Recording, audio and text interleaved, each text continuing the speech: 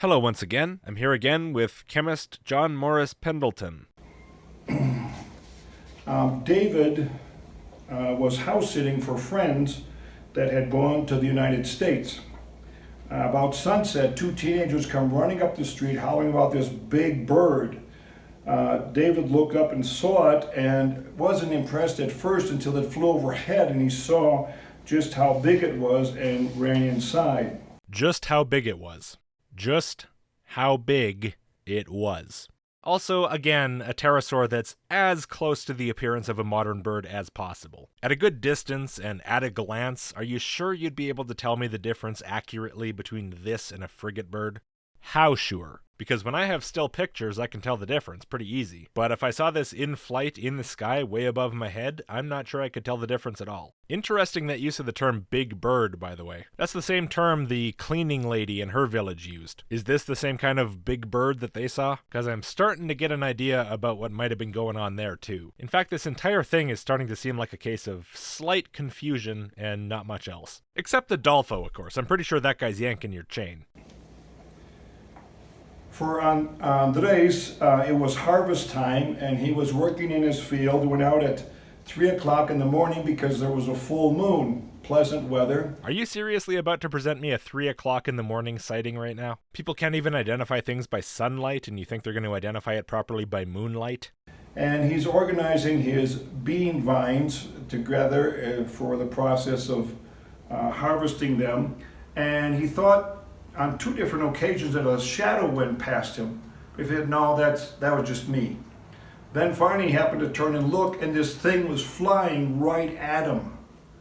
He didn't have any slingshot or machete, and he actually had no weapon. And so he just hollered at it, threw the pea vines at it and everything, like in this picture here that I'm showing you.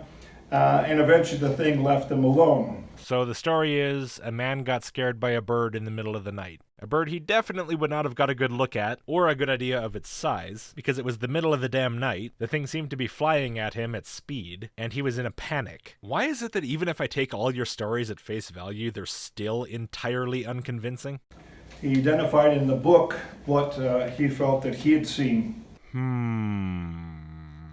Yeah, I gotta be honest, I don't really care what this guy thinks he saw because it was 3 in the morning. Aside from the fact that he's in a panic and therefore probably isn't exactly thinking rationally, and the thing's moving fast, which gives him basically no time to figure out how big it is. It's also dark, which gives him limited depth perception and also even fewer cues than he already would have looking up in the sky to be able to estimate the size anything like accurately. Much less detailed features that would allow for a precise identification like this. Why would I assume that he would be able to identify this at all? But anyway, as it says in the picture there, this is Ornithodesmus, which in 2001 was changed to Istiodactylus because of some classification confusion, as you may be able to work out for yourself if you go and search for Ornithodesmus and realize that it's a dromaeosaur. The pterosaur and the dromaeosaur used to be classified in the same genus. It was quite the confusion. Anyhow, Istiodactylus is at least, for once, actually a large pterosaur. Its wingspan is around 4.5–5 meters, 14–16 feet, and so at least in this case, if the guy says, hey, it was a big animal, he picked a big animal out of the book, unlike all the other people. We're improving. Still stupid, though. Also, a couple of years ago, it was a time of a lot of rain in May, June, and July, and some other people said that they saw the big bird in a tree and that it jumped out of the tree into the ground, and then it flew off. And they figured if that thing jumped out of the tree with all this rain, the ground would be soft, and they were able to make these different impressions of the footprints there in the ground. Oh my god, you didn't pay for those, did you? How much did you give them? I'll put up some slides that will give you some better view of both the actual prints plus also the backside of the prints. Yeah, the prints. So these are meant to be the hind feet, right? There should be 4 toes there, not 3. Whoever made this was probably thinking of a theropod, with 3 toes that press into the ground when it walks. Now, if these are for real or not, I don't know. I noticed. But there are just a number of things that have been just collecting here together of sightings in this area. Yeah, if you pile up enough horse shit, it doesn't become gold, John. It's just more horse shit. The most amazing sighting is the next one. Oof, that's a high bar. One day we were going out to the village with the cleaning lady and my male secretary, and Wait, are we finally finishing the cleaning lady story? Why didn't you just do this before? my wife and I were going that day, and the cleaning lady says, Hold on, why do you need to say every single time my male secretary? You almost just said it a third time. Unless it's somehow relevant, you didn't even have to say it the first time. You could have just said my secretary. And if it was relevant somehow, you could have said it once, and we would have got the point. Even after all these years, you somehow still managed to surprise me with how odd you are. do you mind if my sister-in-law comes along? Oh, fine, come on. Is that your cleaning lady's male sister-in-law or female sister-in-law? So we're driving out there, almost jokingly, I say to this sister-in-law, I said, so what do you know about the big bird? She says, it almost carried me off about a year or so ago. Uh-huh. So what did it do? Pick her up with its feet, which would be totally incapable of doing so? Or in the mouth? Was she carried around in the mouth of a big giant pterosaur? What's the story, John? Just rip the Band-Aid off. Get it over with. I says, you're kidding. She says, no. She said, well, what happened? She says, well, I was visiting my parents, and I got up early in the morning for personal necessities. How early? Is this another middle of the night story? And came out of the room and unfastened the barbed wire fence of just 3 barbed wires and relieved herself. And then when she was coming back with her back to the east, she's fastening the wires, all of a sudden, whoosh, this giant shadow went right fast underneath her. The next thing, back to her left here in this picture, these spindly pine trees, this thing was flying right at her. Since she was already kind of crouched down, she crouched down some more and avoided being grabbed. It almost looks like these are stills from a video, not just photos. Do you have a video of her testimony, John? That'd be funny to watch. You know, the more I listen to this, the more I wonder if everyone around John just has fun at his expense. Like he's the weird kooky guy and they just feed him nonsense to freak him out. You know, like, haha, you'll never guess what I told John this time. I told him I almost got eaten by a pterodactyl. The creature went flying into the neighboring empty lot. She went running into the house. Since she got a really good look at this thing, I said, well, what did it look like? She said, it looked like the cover of your book.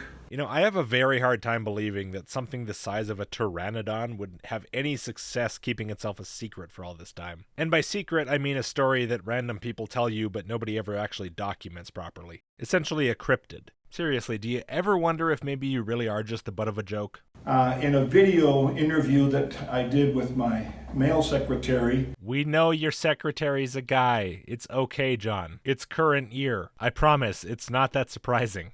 I then asked her, I said, well, how big was it? And she put out her arms, as you see here. But I put out my arms. I said, well, this is almost 6 feet. She says, no, it was 3 to 5 feet bigger. Yeah, great.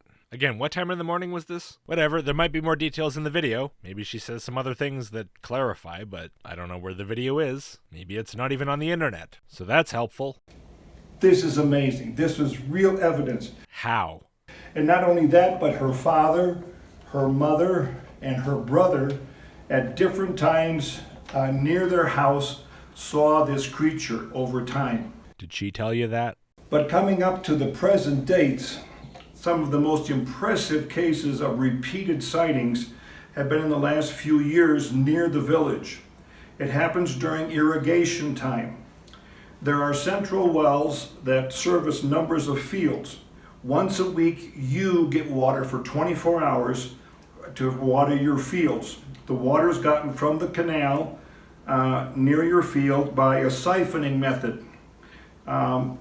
They need some 10 different men to work with you to get this done. Once a row is full of water, you have to move the PVC siphoning device to the next place. And they have to work 24 hours, and so they're working oftentimes through the whole night. Ah, yes, ideal conditions for both sightings and rationality.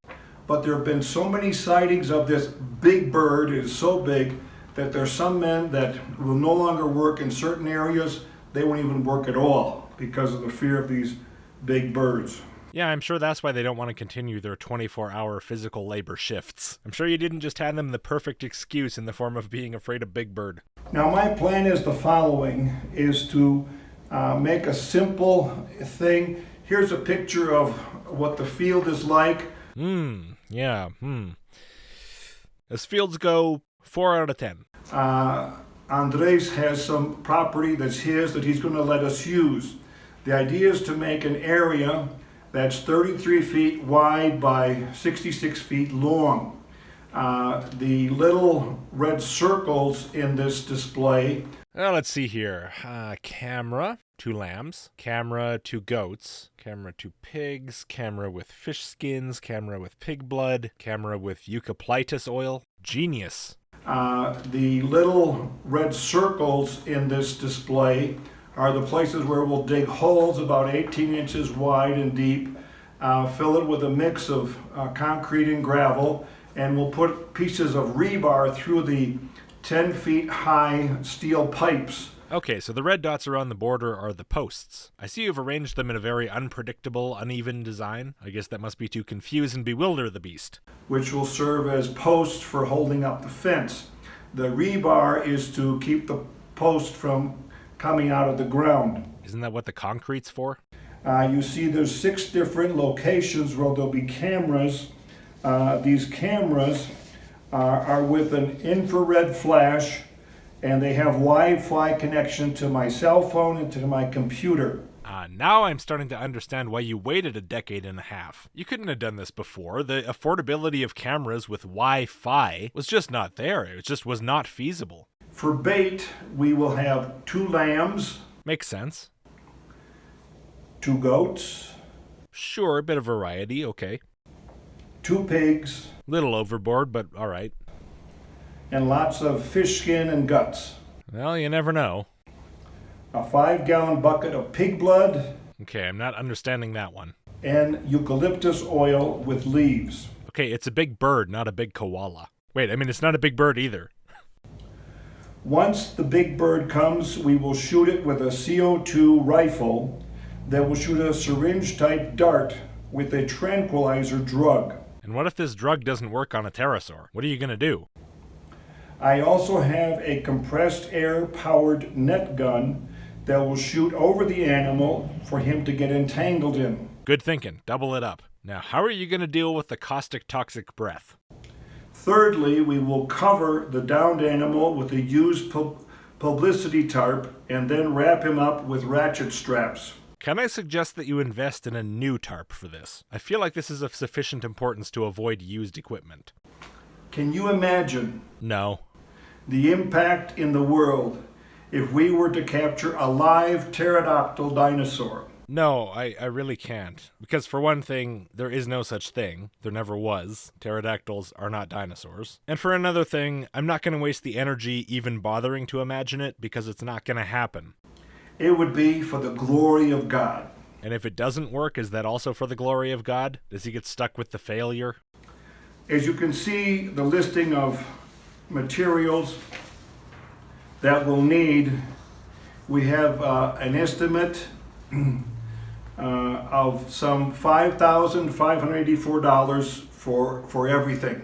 One thing sticks out at me, which is how cheap is stuff in Mexico? That's unbelievable. Also, John, simple, reliable car? Do you not have a car? Why not just borrow one of your friend's cars? Also, if you're hauling all that stuff, wouldn't it be better to get a truck with a trailer? How many trips are you planning to make? Anyway, total $5,584 US dollars. I don't really see the need to crowdfund this. This seems to be your life's work, John. Why do you not have $5,000 for this after 15 years? I mean, apparently you can afford to hire a male secretary and a female cleaning lady, but you can't afford to set aside like $400 a year?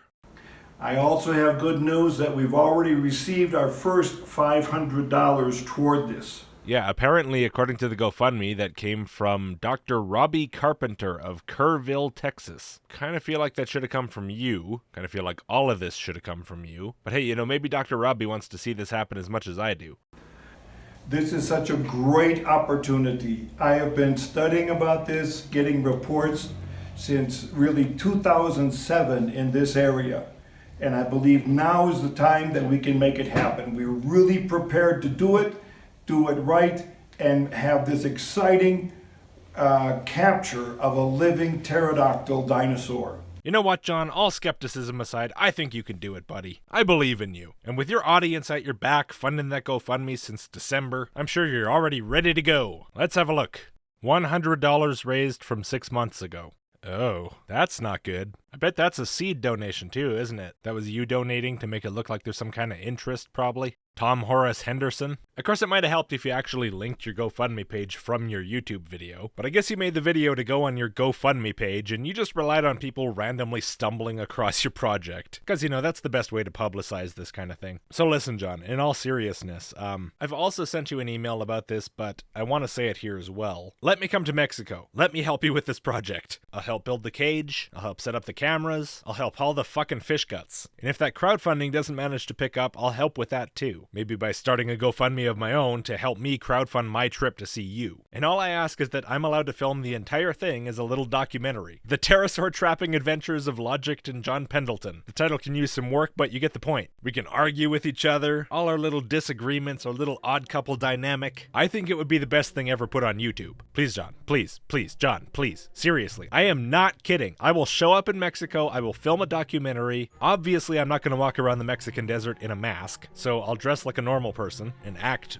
mostly like one. I've never wanted anything more than this. Please, John. It's the opportunity of a lifetime. You know you want this. You want this project to get done. You want those pterosaurs to get found, and just think about the look on my fucking face if we actually catch that thing and I die of its toxic breath fumes. I mock, but you could shut me up fast and hard and publicly. Now, as a side note to this, I'm sure none of you are this stupid, but I figure I'll say it anyway. Do not donate to John's GoFundMe, obviously. If we live in the best possible timeline and John actually wants me to do this with him, we'll figure it out then. But I would not put the money into his hands and just assume he'll do the right thing with it, okay? And also, as much as it pains me to say, there's almost no chance of me actually going to Mexico with John Pendleton. I mean, I would. There's no joke there. I really want to do it. But I'm not sure that John really likes me back.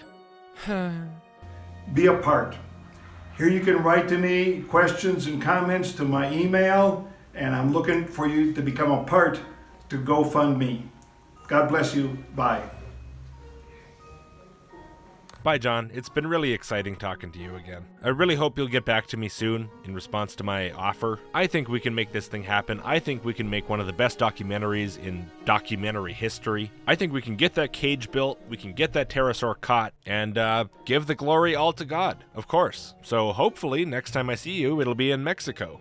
Alright, well that's all that's in John's video, so I guess that's it. Thanks for watching. If you would, please give the video a like and click subscribe before you go. Huge thanks to every single one of my supporters. Some of them you'll see on the screen. Email list gets early access, Odyssey channel exists, and whatever else I'm supposed to mention here. That was fun, and I'll see you next time.